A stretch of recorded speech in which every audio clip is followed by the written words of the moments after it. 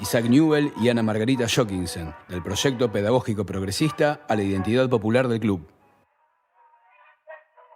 Generalmente, cuando se habla del Colegio Comercial Anglo-Argentino, se hace referencia al lugar donde se comenzó a jugar al verdadero fútbol en nuestra ciudad. Pero nosotros y nosotras, como docentes, vamos a poner el acento en el proyecto pedagógico de Isaac y Ana Margarita, porque es desde allí que va a surgir la posterior identidad popular del Club Atlético Newell's Old Boys. En este sentido, lo primero que hay que destacar es el carácter comercial del colegio y ponerlo en contexto. En aquella época, la educación secundaria era concebida como un privilegio de los sectores más acomodados de la sociedad. Incluso pensemos que recién en 2006, la educación secundaria pasa a ser obligatoria en nuestro país. Sí, pero sobre finales del siglo XIX era una parte muy minoritaria de la sociedad la que accedía a la educación media. En tiempos de Isaac y Ana existían pocas opciones. Los colegios nacionales preparaban a los jóvenes de las clases más acomodadas para ingresar a la universidad, en carreras como medicina o derecho. De ahí también surgían periodistas que nutrían a los medios hegemónicos de la época, o funcionarios para ingresar en la estructura del Estado o para desarrollarse en la política, hegemonizada por el conservadurismo del Partido Autonomista Nacional.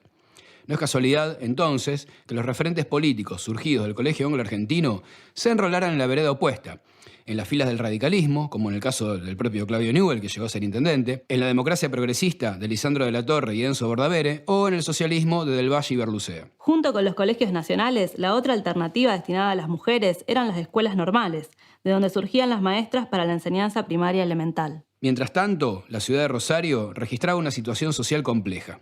Por un lado, había un alto porcentaje de analfabetismo, y por otro, la gran cantidad de extranjeros traía aparejada una diversidad de idiomas y de culturas que hacían difícil la implementación de una política educativa uniforme. En 1881, el municipio impulsó la creación de algunas escuelas públicas que en teoría estaban destinadas a todas las clases sociales.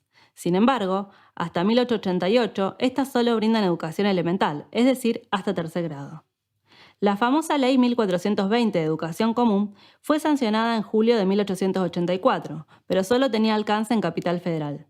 Su implementación llegaría a Rosario algunos años más tarde. Para paliar esta situación, el municipio otorgaba subsidios a las escuelas privadas, los cuales, en teoría, tenían que servir para incluir a los niños y niñas de escasos recursos. Pero el trato dentro de los establecimientos era marcadamente discriminatorio. Así lo destaca el historiador Alberto Pérez. Las niñas pobres en el colegio de las Hermanas de Caridad eran educadas con gran dureza, obligadas a barrer y limpiar la escuela, y tratadas como parias, ya que se les enseñaba con menor interés y en forma separada a quienes pagaban. Esto contrasta con lo que se vivenciaba en el colegio de Isaac y Ana. El historiador Roberto Luis Martínez traza una similitud entre el Liceo Argentino y el Colegio Anglo-Argentino. Eran destinados a ricos y pobres, a los que podían abonar su cuota y a los que no.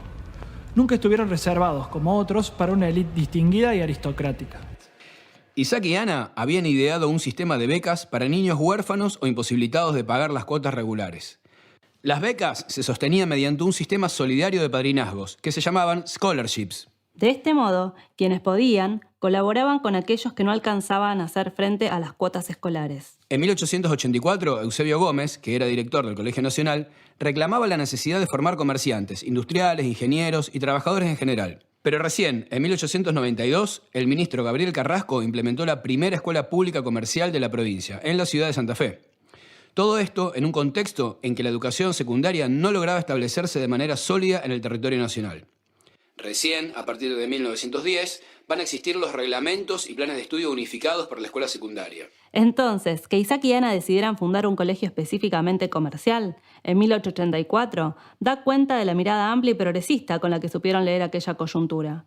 La fundación de un colegio de esas características se encuadra en esa concepción progresista de la educación que tanto defendemos los y las docentes. La educación como herramienta de ascenso social y de transformación. Por otra parte, la denominación de anglo-argentino tenía más que ver con la procedencia de Isaac, pero cuando vemos la composición social registrada en los apellidos del alumnado, nos damos cuenta que el Colegio Anglo-Argentino era una muestra transversal del mosaico social y cultural de Rosario y de la región. Buen día, a ver, a sentarse que voy a pasar lista. Iriart. Presente, señorita. González. Presente, señorita. Hates. Presente, señorita. Ginocchio. Presente, señor. Viale. Presente, señorita. McMaster. Presente, señorita. Barcelone. Presente, señorita. De ahí ya se puede derivar una primera conclusión.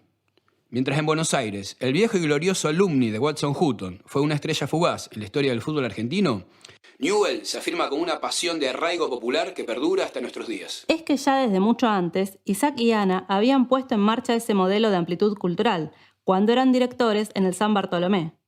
Aquel colegio era inicialmente cerrado a la comunidad británica, y por ese motivo había entrado en cierto declive. Pero al asumir como directores Isaac y Ana, comienzan a abrirse las distintas colectividades del entorno y el San Bartolomé retoma el vuelo. Todo marchaba bien, pero al llegar a Rosario, el nuevo pastor de la iglesia metodista, comienzan los problemas, que explotan cuando la pareja Newell apoya el reclamo de los docentes que exigían un aumento de salario. Ya no hay vuelta atrás. Y en noviembre de 1884, Isaac y Ana se van del San Bartolomé para fundar el Anglo Argentino.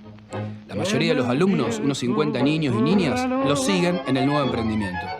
Y hasta la escuela lejana se iba forrando de a rato, engañando a la maestra y olvidando la lección, pelota de trapo.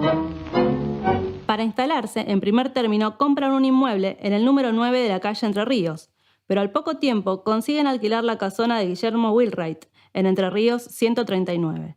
Tiempo más tarde lograrán comprarla gracias a un crédito hipotecario otorgado por el Banco de la Provincia de Santa Fe, el primero otorgado por el banco. En lo que respecta al proyecto pedagógico en sí, Isaac y Ana habían recibido la influencia vital del reverendo Thomas Good, de marcado perfil progresista. Good supo separar su firme fe metodista de su rol de educador, promoviendo la enseñanza religiosa en el seno de la familia, pero manteniendo el carácter laico de la escuela. Aquí es necesario detenerse en la figura de Ana Margarita Jockinson. Ana había nacido en Londres, aunque sus padres eran alemanes exiliados. Es necesario recordar que entre 1848 y 1849 estalló en Alemania una revuelta antimonárquica, que al fracasar trajo como consecuencia una gran cantidad de exiliados, entre ellos el eximio músico Richard Wagner, por ejemplo. Así fue como la familia Jockinson llegó a Inglaterra. Ana resultó una compañera inseparable para Isaac, ya que asumió un protagonismo inusual para una mujer de su tiempo. Así lo testimoniaría años después uno de sus exalumnos, Modesto Barroso, en el diario El Municipio. En la obra de la fundación y la vida de ese colegio colaboró abnegadamente una mujer de elevado espíritu y de gran corazón, Ana Margarita Jockinson, esposa del maestro Isaac. Eran ambos dos voluntades y dos inteligencias que armonizaban admirablemente en medio de una abnegación recíproca y una fidelidad idéntica. En el colegio comercial anglo-argentino se seguían determinados cánones establecidos en la época. La higiene personal era estrictamente monitoreada por el propio Isaac.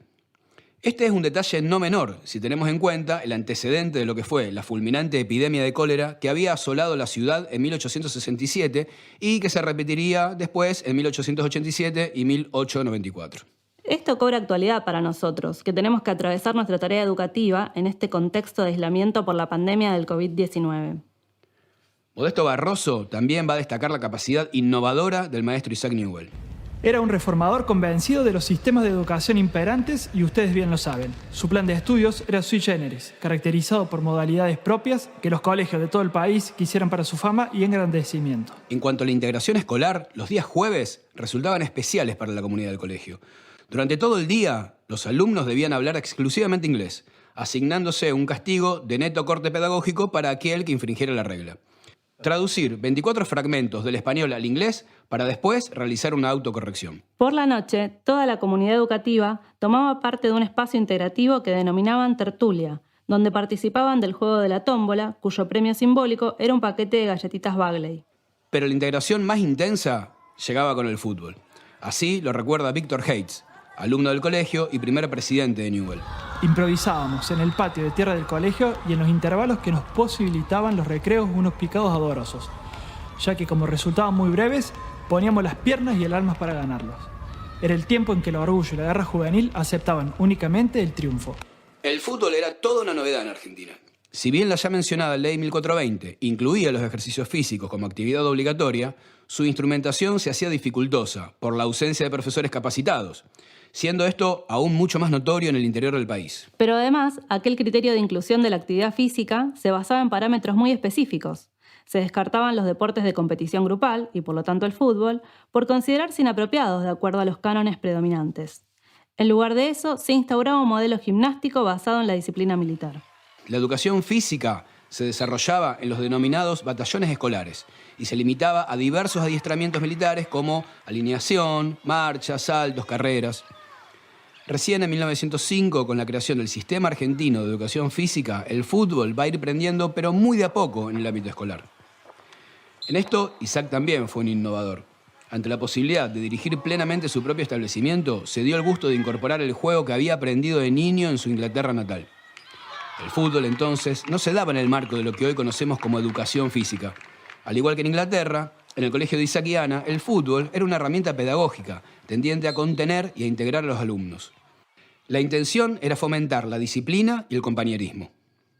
Este entusiasmo que Isaac generó entre sus alumnos rompía con la idiosincrasia y las costumbres de la comunidad británica en Rosario, donde los deportes eran solo un evento social.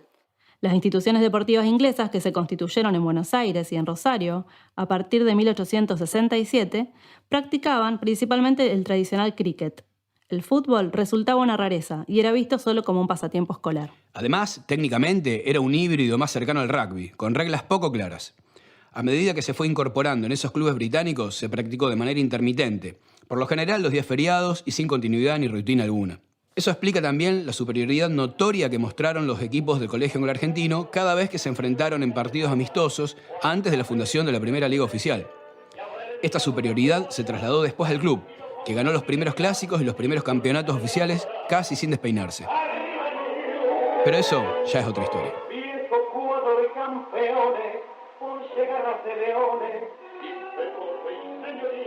La marca indeleble que dejaron Isaac Newell y Ana Margarita Jockinsen para la posteridad se renueva día a día en nuestras escuelas. Es por eso que cada vez que un grupo de alumnos en el patio de cualquier escuela fabrica una pelota y arma un picado, está homenajeando a aquel pionero, porque repiten la eterna, siempre nueva e interminable ceremonia de iniciación del fútbol en estas tierras.